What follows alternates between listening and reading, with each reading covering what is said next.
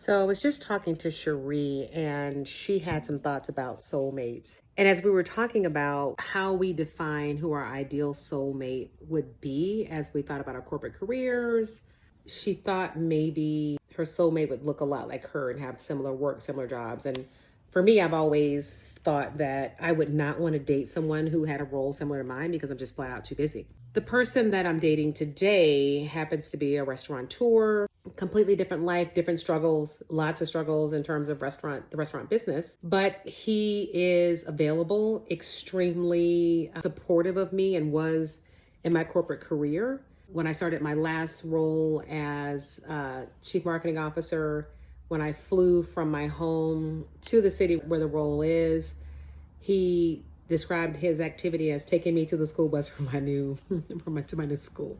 Right, extremely nurturing is the point. It brought up a lot for me in the sense that as we're going through these careers and we set expectations for ourselves and for the men in our lives, right, to mirror that, we have to really think about that, because I believe that the balance you need often is not someone with the same kind of high powered demanding career.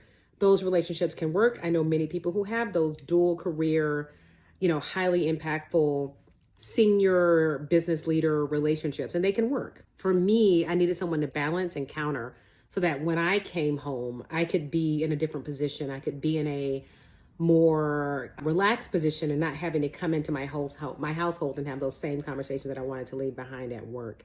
So curious as to what you guys think in terms of your partner, your soulmate on your career journeys. What's really been best for you? And what did you think prior to when you started your career, prior to like kind of life getting a hold of you? What did you think you needed in a partner versus maybe where you actually ended up?